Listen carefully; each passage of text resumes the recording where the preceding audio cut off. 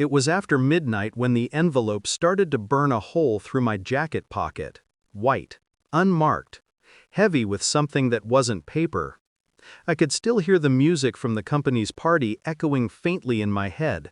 Laughter, clinking glasses, the artificial warmth of people pretending to like each other. My wife had been the brightest in the room. Red dress, champagne smile. Her hand lingered too long on his arm when she laughed at his joke. Her boss. Later, when I went to thank him for the evening, he pulled me aside near the exit. No smile, just a folded envelope pressed into my palm. "Don't open this here," he whispered. "Go home, pack a bag, you have 24 hours." I laughed, half drunk, half confused, but his eyes didn't move. They were sorry.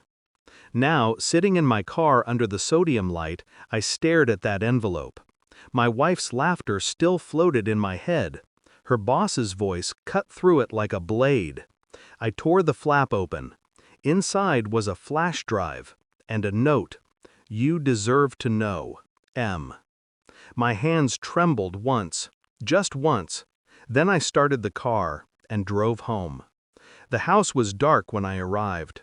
Only her perfume lingered, rose and alcohol, the scent of charm and deceit. I didn't turn on the lights, just plugged the flash drive into the laptop and waited. There were 4 video files, each labeled by date, each from the same hotel room. At first, I didn't move. I didn't even blink. The screen flickered to life. My wife entered the frame. She was laughing, hair tied back. And then he walked in, her boss.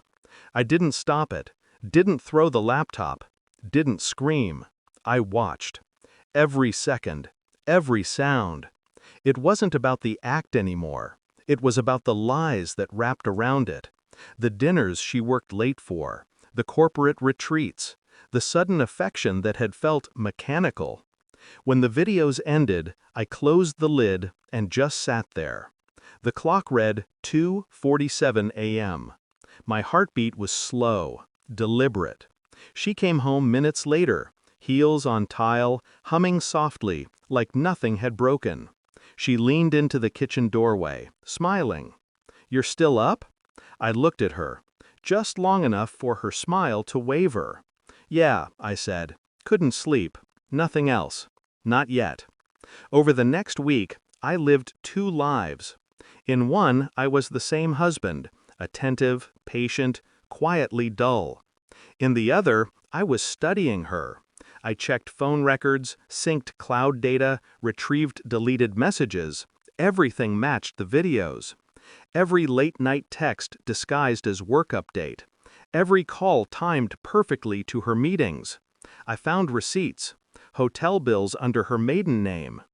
Each discovery was a small incision, precise, clinical, bloodless. At breakfast, I asked her how her boss was. She said fine without looking up. I smiled, poured her more coffee. Sometimes she reached across the table to touch my hand. I let her. I wanted her to feel safe inside the silence I was building around her. I booked 2 DNA test kits under aliases, one for myself, one for the child she said came early, a surprise after years of trying.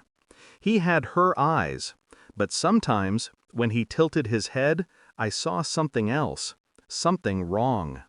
When the results arrived, I didn't open them right away. I placed them in my desk drawer beside the flash drive. I wanted to be ready, composed. Control was everything. I opened the envelope on a Wednesday morning.